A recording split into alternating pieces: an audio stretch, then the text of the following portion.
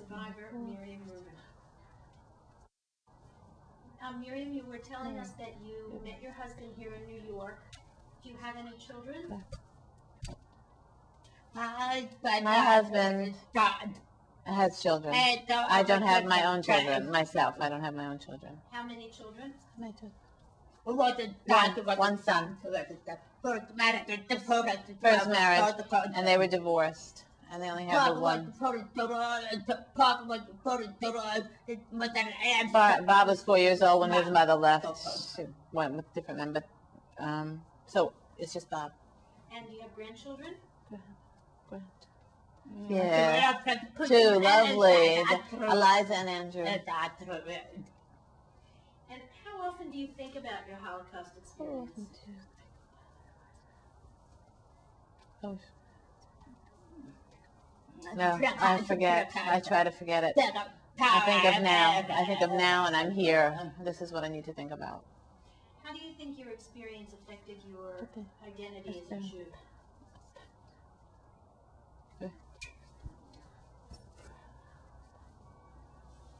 I just, I felt so sad for so much of my life. I suffered plenty. My husband's gone. I worked all my life on the sewing machines. Thank God I have good children. With Bob, and thank God for them. Eliza and Andrew, they love me. Eliza sent me a card yesterday. Oh, to invite me for Thanksgiving dinner. I have the garden. I'll show you that. It's, so thank God for that. That's what I think of. Please come for Thanksgiving at her home. I said, okay. And is there anything else that you would like to add about your experience that I haven't asked you or that we've forgotten about? Do you want to tell more about it? More things. No, I don't know. Do you think of anything? Happy I came to America. That's all. I try to forget about the past. I still have. You still have. But you still have the letter. I do write and read letters from people in Sweden that still live there. After the camp was freed, everyone left and went home and went to work, went different places. And I waited to hear from America. I stayed with the family for 3 months. I kept in touch with them for a long time.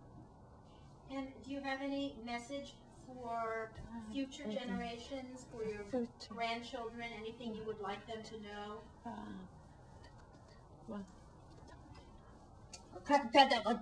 No, do you want to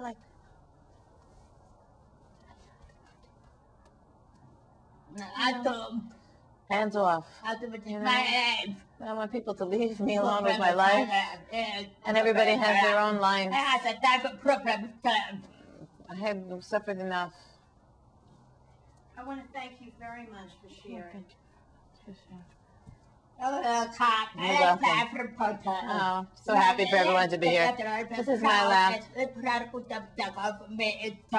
I'm proud that the people, the generations will maybe, remember me in history. So thank you very much for that. And also thank you, Vicky. Vicky, thank you. And Rose, too. Thank you for taking the pictures. Thank you all. I love you all very much for doing this for me.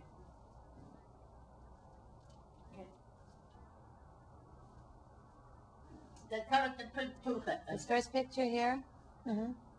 This is my father, my mother, and me in Jerusalem. This is where that picture was taken.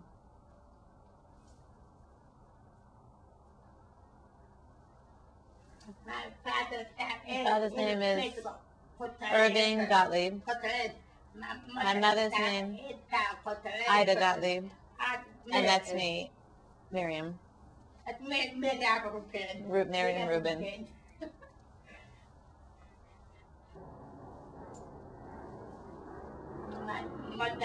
That's my mother. Her name is Ida Gottlieb. The second one there, that's my sister Ann. Below her is my baby sister, Gertie. Helen is next, and that's me, Miriam. So Helen is in the middle on the bottom right. Helen is in the middle on the bottom. And Miriam is all on the right. In the middle, and Helen. And Gertie is the last. She's the baby. And she's in Israel. That's me and the children from the School for the Deaf. We're all deaf there. And my teacher, he was a Jewish man named Wolf, Mr. Wolf. It was a school for the deaf. And where is this school? Where is this? Remember where? That's in Austria. That's in Austria. Vienna. That was the only one. That was the one I was at, Vienna, Austria. And you are sitting in the first row all the way on the left. First row. First row, and the black dress on the left.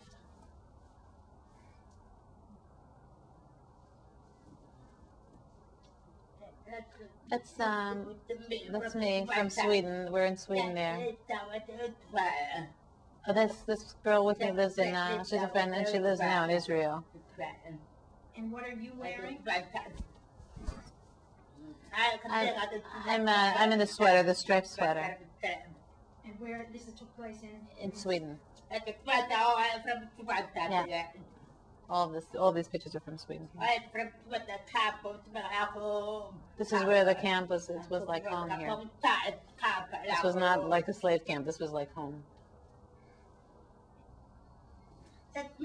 That's me, leaving from Sweden, coming to America. All right, I was so happy. So happy coming to America to see my family. And who are the flowers from? Who are the flowers? From the people in Sweden, they gave me flowers coming to America. Good luck, like it was a good luck. A send off. That's me with my husband. We were sweethearts at that time. Oh, I loved him very much. He's a good man, a very good man. What was his name? My husband's name is Hyman Rubin. And I'm Miriam Rubin. This is Bob. He was 6 years old, and I was married. I married my husband, and we left. He lived with us till he was 23 years old. We raised him. He was still like this is my own child. I took care of him his whole life.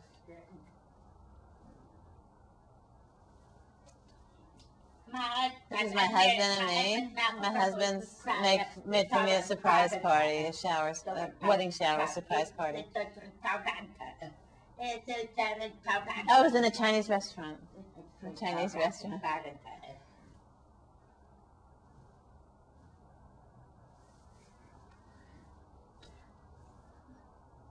This is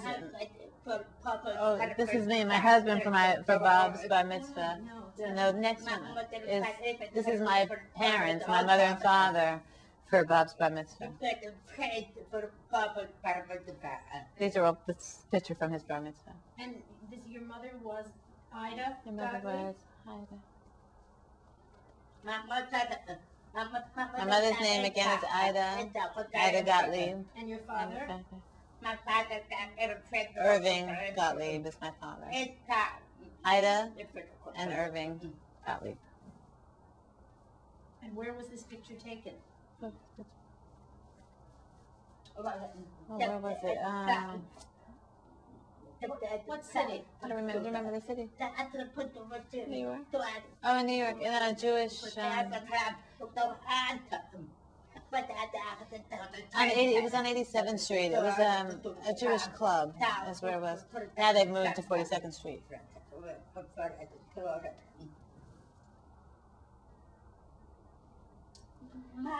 This is my granddaughter, Eliza Rubin Levin. My husband's name is Johnny Levin. And this is their wedding? Yes, that's their wedding, yes. That's their wedding picture. Do you know what year it was? They're married 7 years, they're married.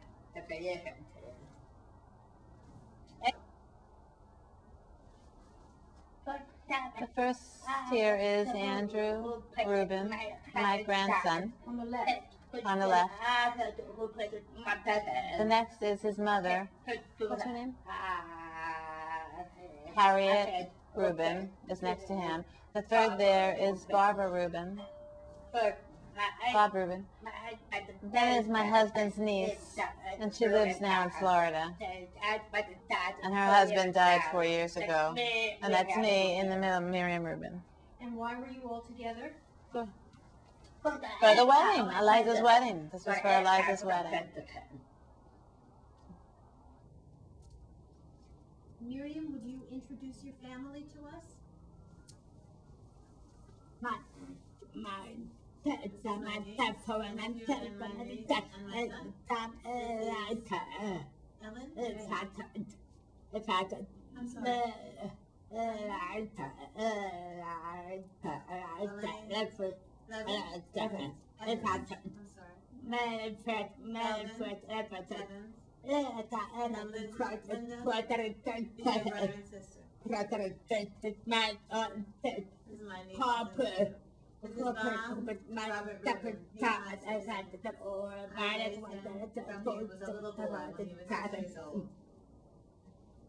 Robert, would you like to share with us something about your mother and her influence on you in your lifetime?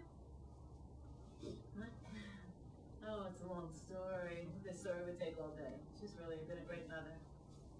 I can't say more. She's a wonderful mother. She's influenced my life. Of course, I thought about her past. I realized what America is like from her. I don't know what to say more. Okay, and would anyone here like to share a little bit of their feelings? I'll start. I was about 3 or 4 when Miriam came to the United States, and my mother was the one who. He's 5 years older than I am, so my mother was the one that took Miriam around, and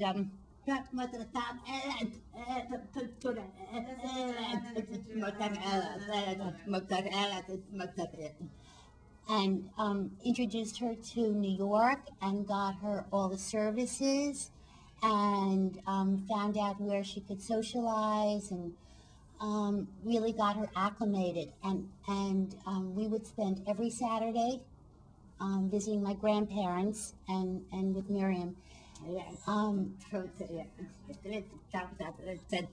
And because I was very young and I didn't know that her language was any different because of her deafness, I could understand everything she said. And my mother was the only sibling of the 5 who understood everything she said, and who never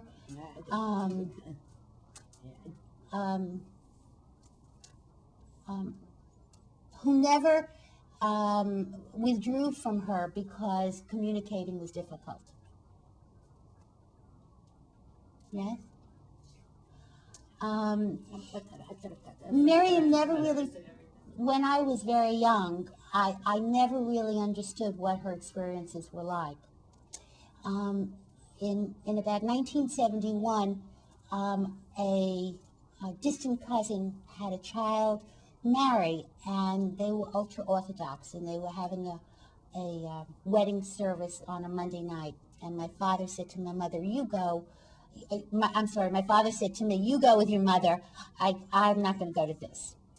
And it was the first opportunity that I had to have any idea of what Miriam's past was really like. I was maybe 20 at the time. And all of these people would come over to my mother and say, you're Miriam's sister. Oh, Miriam was incredible. She kept us all laughing. Even though we were in the camps, she had a wonderful sense of humor, and she kept us all laughing.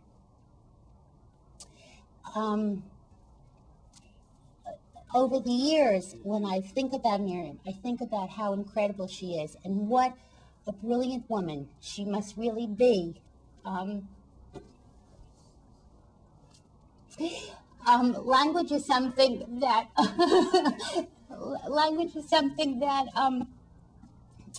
is very difficult, is easy up until the age of 7.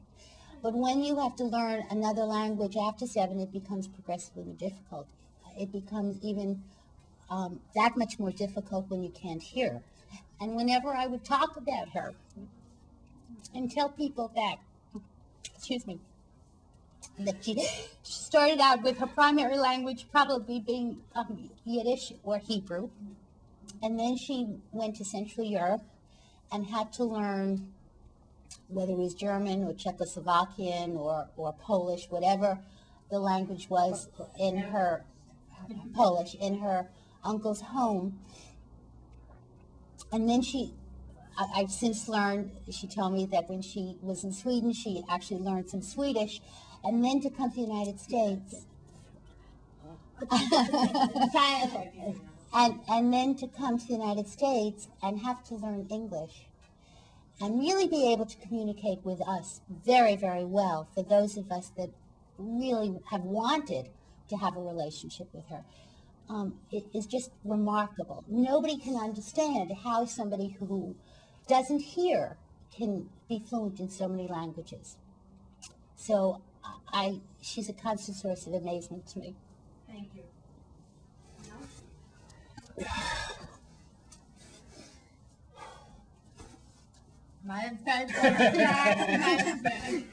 You know, it's very... No, I can't. I can't do... Yeah. I can't. Why? Go ahead. I first met Aunt Miriam. Thank you. I first met Aunt Miriam 27 years ago when I married Mel, and she became a part of our life because she was very close with their mother. And their mother obviously spent a lot of time with us. So she was with us, and our children, who are now 18 and 21, got to know her as little children, and they love her. She's very dear to them, and I love her, and she's very dear to me because she has a wonderful sense of humor, because she has this thrust for life. And yes, I know all about, that she was in Europe and she was caught in the Holocaust, and I learned about this through her family. But she's amazing, as Linda said, because it's never made her someone who looks at life with a sadness, with a depression. She's always had, this is what's amazed me, she's always had this sense of life. She's always had this sense of humor. She is one of the dearest people I've ever met, and I consider myself lucky to have her in my life. I love you. Hi. I was about 7 or 8, about 8, I guess, when Aunt Miriam came from Europe. And I remember she came and she brought presents to the family. And she brought a pen and pencil set made out of wood with carvings that had Sweden on it. And it was beautiful, it was ornate. And she, I believe that went to my grandparents' home. And at that time, for whatever reason, we never talked, the Jewish community never talked about the Holocaust. I don't know if we even knew the depth and the extent of it. We weren't a talkative community at that point in our life in America. And so I, as a 7 or 8, 9-year-old, just had no idea of what she had been through. All of a sudden, there was this woman thrust in our lives. And she became very close to us. She was at our house a lot. She and Jaime, Uncle Jaime, her husband, and Robert would come to the house all occasions. I remember when she got married in a little shul. Excuse me. On Rivington Street, right off Orchard Street in the Lower East Side. And then I remember they had a loving, wonderful relationship, Jaime and her husband, Jaime and Aunt Miriam. And, we were talking on the way here, about growing up. We would always laugh with them. They were always funny. Jaime would always write notes, but Aunt Miriam never liked to write notes. Aunt Miriam always wanted to talk, always wanted you to hear her, to understand her, to know who she was and what she had to say. And, as a young child, you don't understand, as Linda said, the idea that how could someone who doesn't hear the words know what she's saying. It's easy to say, well, you can read the English and know how it's pronounced, but that's not true, because it's pronounced differently in different languages. And that's what makes the extent of her ability to do that so profound. But it's just nice being with her. She's my blood, and I love her. And she taught me to go like this.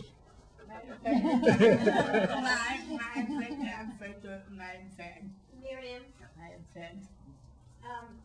would you like to say something as a message to your family? We're proud of family.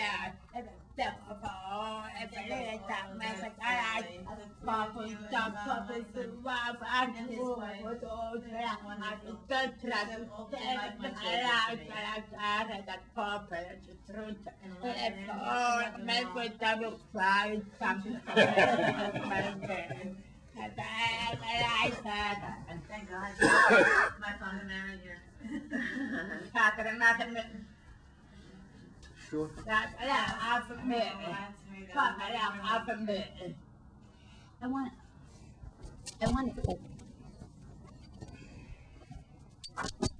I wanted to say one last thing. Miriam, when I said before, she's brilliant, not just because of her language skills, but she has the most astute understanding of people. When you can't hear, you're observant. She has the most astute understanding of people. When you can't hear, you're observing that people think are not so important. But whether it's, she looks for consistency in not just what people say, but how they behave.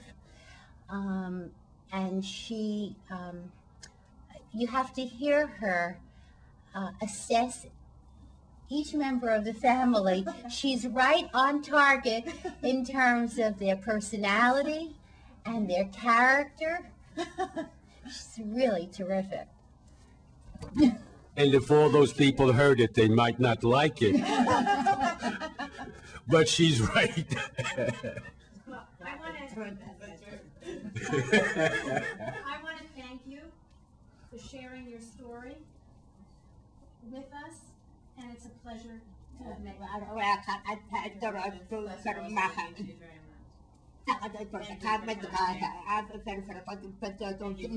much.